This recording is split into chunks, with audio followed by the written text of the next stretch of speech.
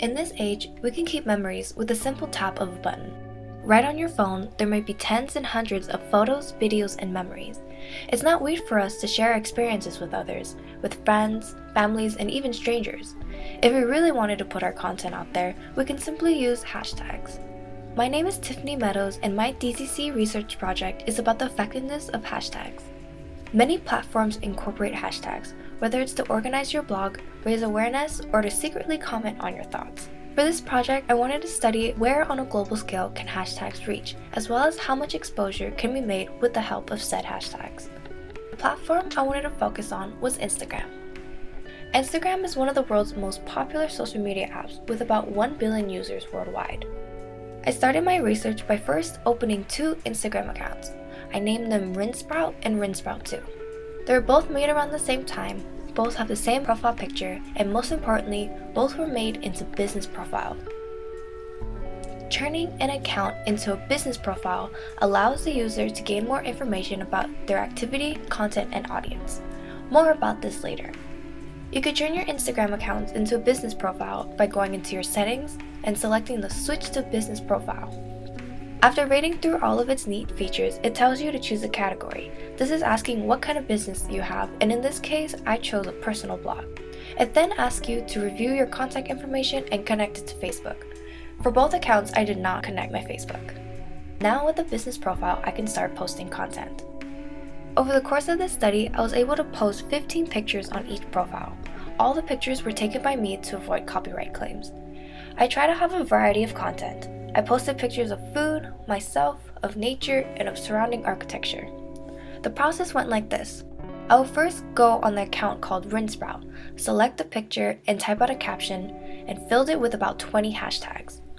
As soon as I was done with that, I would copy the caption without the hashtags and post the image.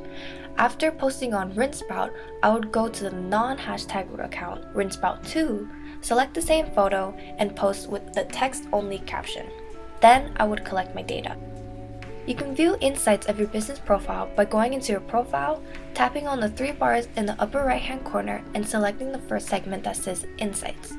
This will then take you to a page with all the information about your content. The first section that is shown is activity data.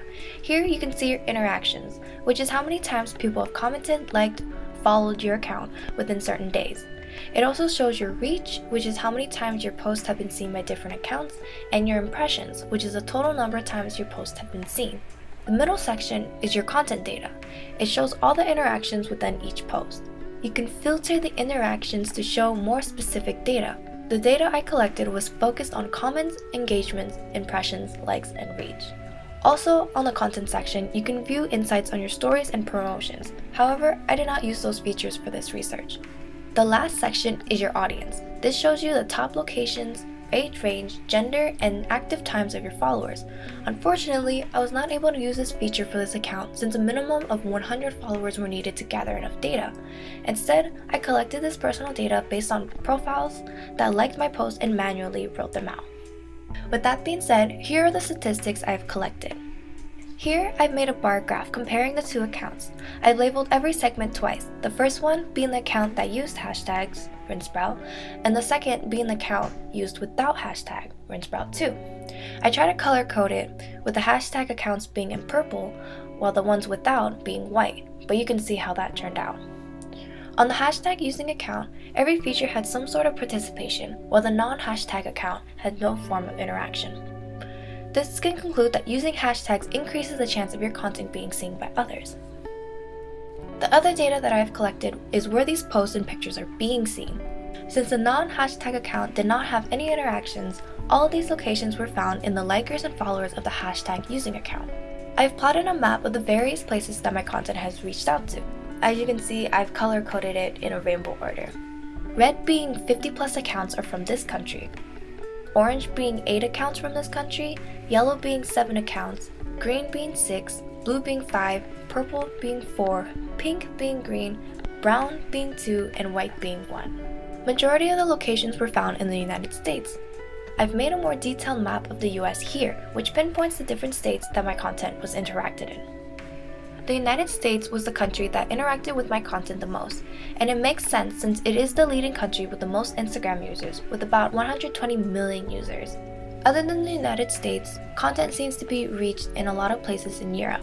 There seems to be little to no interactions from locations in Africa, the Middle East, South America, and most of Asia. I wanted to know if there are any limitations that cause this lack of interactions, or if it was due to my small sample. This is what I found. I looked into countries where internet censorship is surveillanced heavily and created a map to show this. If we compare this map to our Instagram user map, we can see that these maps are almost inverted. With that being said, hashtags on Instagram can be reached anywhere in the world that is free from content being blocked. This is important since hashtags have been used in ways that are more than just for gaining likes. It helps raise awarenesses such as Black Lives Matter, Women's March, Me Too, and Take a Knee. These are examples of activisms that people participated in by incorporating the hashtag along with their views, which has then appeared on various timelines, which then educated these other users with what is going on. I can conclude that hashtags are in fact effective and important in our society as long as they are used in moderation. Perhaps there will be a time where censorship is not heavily surveillanced and any content can be viewed no matter where you are.